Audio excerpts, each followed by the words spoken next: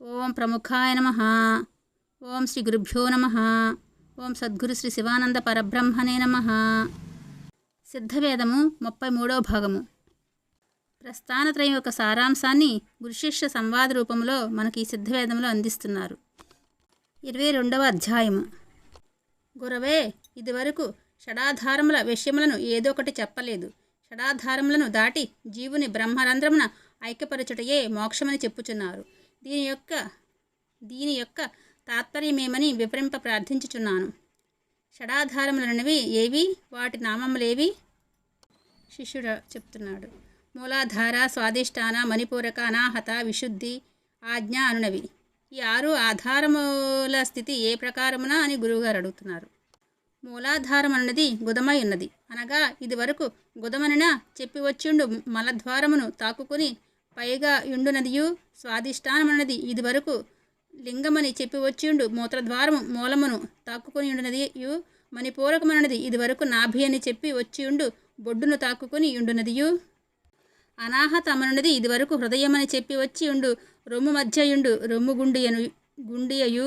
విశుద్ధి అనునది ఇది వరకు కంఠమని చెప్పి వచ్చిండు కంఠము గుండియయు. ఆజ్ఞ అనునది లలాటమైండు భ్రుమధ్యమై ఉన్నవి. గురువుగారు చెప్తున్నారు. ఇట్లుండు 6 ఆధారములు పై చెప్పిన స్థానములందు ఏ ప్రకారముగా ఉంటున్నవని మీ నమ్మకము? అవి యొక్క టొకటి మెట్లయి ఉన్నదవనియు. అవి యొక్క టొకటి మెట్లయి ఉన్నవనియు. వాటిలో ఒక్కొక్క ఆధారము మెట్టు మూలముగా ప్రాణమును దాటించి బ్రహ్మరంధ్రమునందు చేర్చుటని నా నమ్మకము. అట్లయినా మొదటి ఆధారమేది? మూలాధారము. మూలాధారం ఎచ్చటనున్నది? మూలమై ఇండు గుదమునకు చేరి ఉన్నది. కావుననే దానికి మూలాధారమని పేరు. అట్లయినా ప్రాణము మన లోపలనా బయటనా? ప్రాణము లోపల ఉన్నటువంటిది. లోపల నుండి ప్రాణమును ఏ విధమున మలద్వారము మార్గమై దాటించుకుని పోవుట? అది మూత్రము గాక మీరు చెప్పినట్లు మలద్వారమే మూలాధారమై ఆ మార్గముగాన లోపలనున్న జీవుని బ్రహ్మరంధ్రము వద్దకు తీసుకుని పోవాలన్నా మన లోపలనున్న జీవుని బయటకు వదిలి కదా పై చెప్పిన మలద్వారము గుండా పైకి తీసుకుని పోవుట. ఇట్లు తీసుకుని పోవుటకు సాధ్యమగునా? సాధ్యము కాదు. లోపలనున్న జీవుని బయటకు వదిలిన ఏమగును? శవమగును. అప్పుడు మీరు చెప్పిన మలద్వారమే మూలాధారమైన లోపలనున్న జీవుని బయటకు వదిలిన శవమగును అని మీరే కదా చెప్పినది. అట్టైన మూలాధారము మలద్వారం ఒకటికి వీలునదా? వీలు లేదు. అదియుగాక ఆధారములు ఒక్కొక్కటి మెట్లయి పైకి ఉన్నదనియు. వాటిలో ఒక్కొక్క ఆధారము మూలముగా ప్రాణమును దాటించి బ్రహ్మరంధ్రమునందు చేర్చవలెనని చెప్పితిరి కదా. అది మన మలద్వారం మొదలు బ్రహ్మరంధ్రం వరకు మెట్లుగా ఉన్నవనటకు ఒక దృష్టాంతము చెప్పెదను. ఒంటరిగా ఏదైనా ఒక దారిని పోవునప్పుడు హఠాత్తుగా ఒక పెద్ద ధ్వని గాని ఏదైనా గాని వినినప్పుడు హఠాత్తుగా భయపడినప్పుడు మన జీవుడు ఏమగును? అప్పుడు మన జీవుడు వెంటనే పైకి పోవును. అప్పుడు ఎక్కడ నుంచి పైకి పోవును? మన లోపల నుండియా లేక బయట నుండియా? మన లోపల నుండియే. మన లోపల నుండి జీవుడు హఠాత్తుగా పైకి పోయినప్పుడు ఎట్లుండును? వారికి ఏదొక తెలివియు లేక ఏదొక బోధము లేక పడియుందురు. దానికి కారణమేమి? జీవుడు పైకి పోయినందువలన. అప్పుడు మనకు మలద్వారం నుండి 6 ఆధారములు మెట్లుగా పైకి ఉన్నడల మనము భయపడి జీవుడు పైకి పోయినప్పుడు మీరు పైన చెప్పిన ప్రకారము ఆధారములు ఏమీయూ కనబడుట లేదు. అట్లుండన జీవుడు పైకి పోవునప్పుడు తట్టి తెరవబడి ఉండవలను కదా. అట్లుండుట లేదు. అదియుగాక మనము నిద్రించినప్పుడు మన జీవుడు మన లోపల గతాగతము చేయుచుండును. దానికే సమీరన్ అని పేరు. సమీరన్ను గురించి 1వ అధ్యాయమున చెప్పబడినది. ఈ సమీరన్ లోపలనే పైకి క్రిందికి గతాగతము చేసి బ్రహ్మరంధ్రముతో తాకుకునియుండు గతియే. అప్పుడు 6 ఆధారములు మెట్లుగాన ఉండుటయో చూచుటయో తెలుసుకునుటయో లేదు. అదియుగాక మూలమనగానేమి? మూలమనగా ఉత్పత్తి స్థానము. అట్లయినా మన యొక్క ఉత్పత్తి స్థానమేది? పైన చెప్పిన మూలమైండు మలద్వారము. ఇది ఎంతయో గొప్ప తప్పై ఉన్నది. మూలమనున్నది ఉత్పత్తి స్థానమై ఉన్నది. అది మొట్టమొదట ఉద్భవించిన స్థానమై ఉన్నది. అది మలద్వారమని చెప్పుటకు వీలులేదు. మలద్వారము నుండి ప్రారంభించి ఒక సృష్టి కూడా కలుగుటకు వీలులేదు. దానికి దృష్టాంతమేమనగా స్త్రీ యొక్కతే యొక్క బిడ్డను ప్రసవించుచున్నప్పుడు ఆ బిడ్డ యొక్క మూలమైండు మలద్వారము మొదట బయట వచ్చుచున్నదా? లేదు. మరిన ఏ భాగం మొదట వచ్చుచున్నది? శిరస్సు అనగా తల. అట్లయినా మలద్వారము నుండి మొదటి సృష్టి అయిన మలద్వారము కదా మొదట బయట రావలసినది. అది మాత్రము కాదు. మూలమన్నది ఉత్పత్తి స్థానము. అది మన శిరస్సై ఉన్నది. మన సృష్టి శిరస్సు నుండి ప్రారంభించినదై ఉన్నది. శిరస్సు లేని ఎడల ఏదో ఒకటి లేదు. అది మాత్రము కాదు, మనం ఒక జీవి చిత్రము వ్రాయినప్పుడు దాని ఏ భాగమును మొదట వ్రాయవలెను, ముఖమును మొదట వ్రాయవలెను. అప్పుడు మూలమేది? శిరస్సు. అదియు కాక వృక్షము మొదలగునవి నిలుచుట ఎచ్చట భూమి యందు. ఆ వృక్షము మొదలగు వాటి ఉత్పత్తి ఎచ్చట నుండి? విత్తు నుండి. విత్తు యొక్క ఒక భాగము నుండి మొలక వచ్చును. ఆ విత్తు యొక్క ముఖము నుండి. గురువుగారు చెప్తారు, విత్తు యొక్క ముఖము పైభాగమా లేక క్రింద భాగమా? పైభాగమున. అయినా లోకమునందలి సకల చరాచరముల యొక్క ఉత్పత్తి ఏ భాగము నుండి? పైభాగము నుండి. ఆ ప్రకారము ఉద్భవించి భూమి యందు నిలుచు వృక్షములు ఆహారము నీరు ఏ భాగము నుండి పీల్చుట? మూలము నుండి. వృక్షము శాఖ యందు లేక రెండు శాఖలు చేరు స్థలమున ఎరువులు జలము వేసిన అది ఫలము ఇచ్చునా? లేదు. ఎందువలన? దాని ఉత్పత్తి స్థానమునందు వేయినందున. అట్లయినా అది ఆహారాదులను పుచ్చుకున్నట దేని నుండి? దాని మూలమై ఉండి ఉత్పత్తి స్థానం నుండి. మీరు చెప్పిన ప్రకారము మన ఉత్పత్తి స్థానము మలద్వారమై ఉండిన అచ్చట నుండి కదా మనము ఆహారాదులను పుచ్చుకొనవలసినది.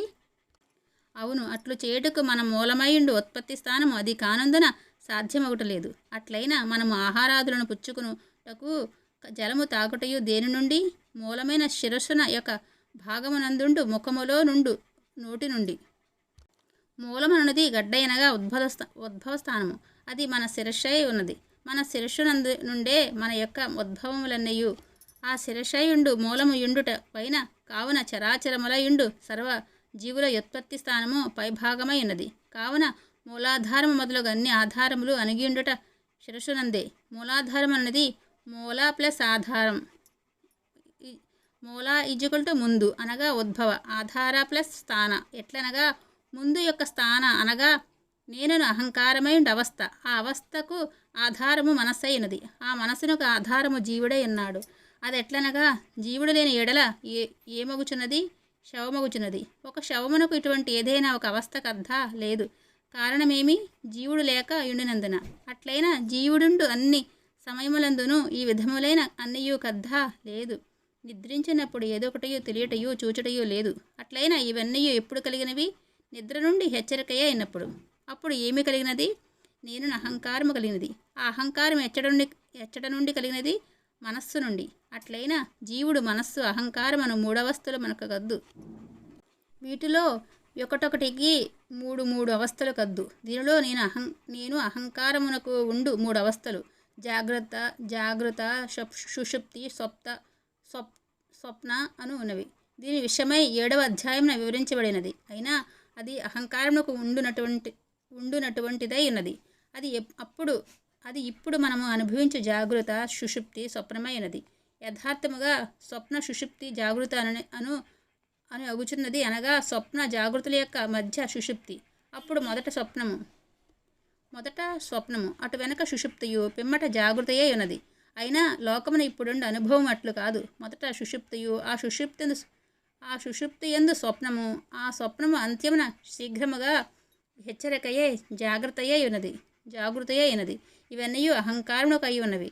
అదెట్లనగా ఇప్పుడు మనం అనుభవించినటువంటిది నేనని చెప్పబడు అహంకారమునకు ఉండు జాగృతయే ఉన్నది. అది మనస్సు యొక్క ప్రవర్తనయే ఉన్నది. ఇప్పుడు మనము నిద్రయని చెప్పున్నటువంటిది అహంకారమునకు ఉండినదే ఉన్నది.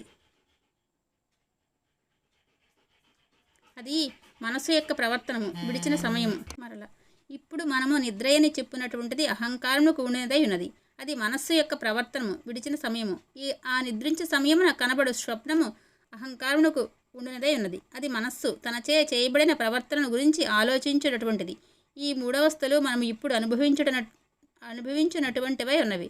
ఈ మూడవస్థలను విడిచి నేనని అహంకారము తన ఉద్భవ స్థానమైన మనస్సులనే పోయి చేరునటువంటిది. ముందుగా ఉండు స్థానము అదే ఉద్భవ స్థానము.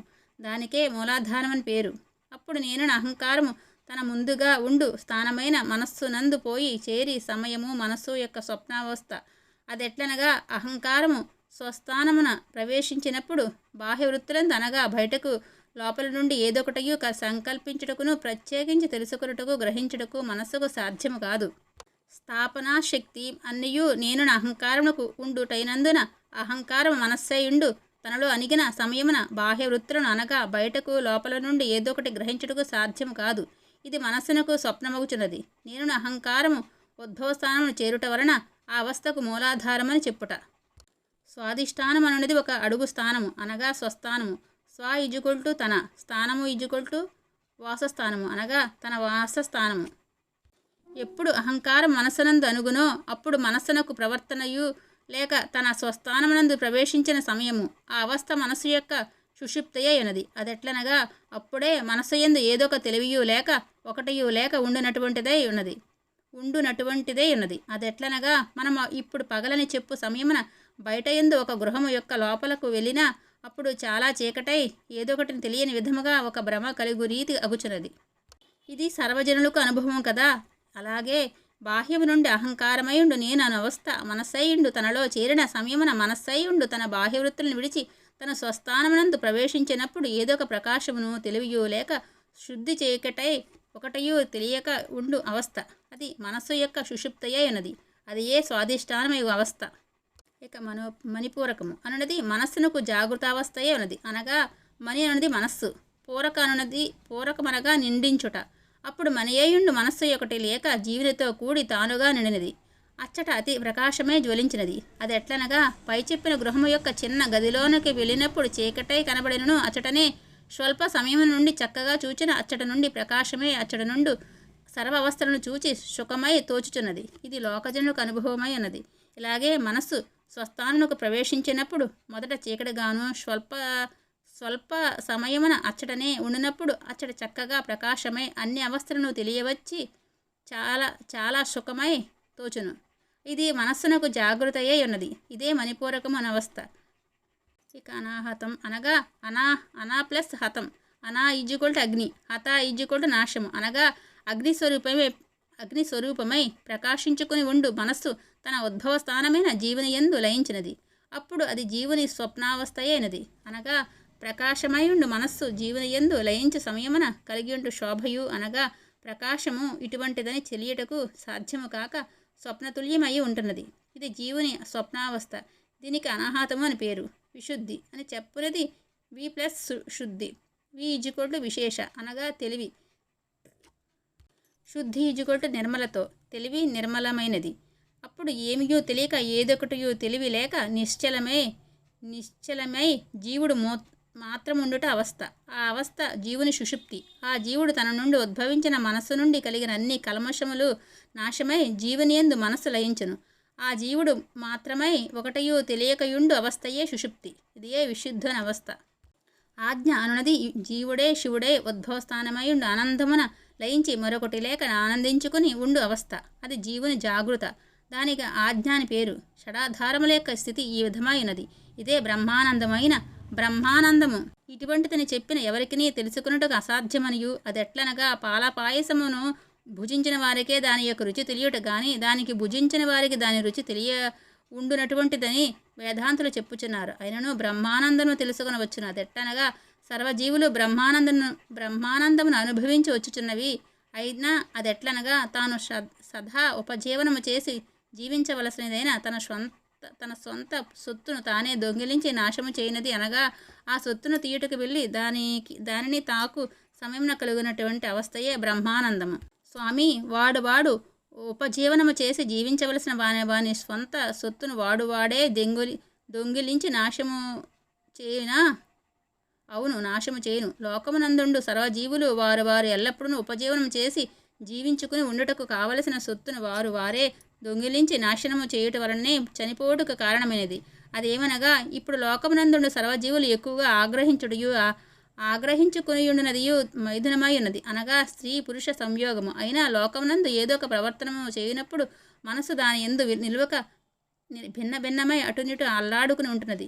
స్త్రీ పురుష సంయోగమును ప్రవర్తనందు మనస్సు ఏదొకటయందును వెళ్ళక అనగా కన్నులచే చూచుటకును, చెవులచే వినుటకును, ముక్కుచే వాసన తెలుసుకున్నటకు, నాలుగుచే రుచి చూచుటకు, త్వక్కు నుండి తాకి తెలుసుకున్నటకు 5 విధములుగా బయటకు లోపల యందు వెళ్ళక జీవునితో తన లోపల అణిగి పైకి క్రిందకు గద్గరించి అదేదనగా క్రింద పైనయే చలించి తన జీవశక్తి పైకి వెళ్ళి బ్రహ్మానందం నుండి శుక్రములను తాకు సమయమున కలుగు అవస్థ ఇటువంటిదని వర్ణించి చెప్పుటకు ఎవరికైనా సాధ్యమగునా?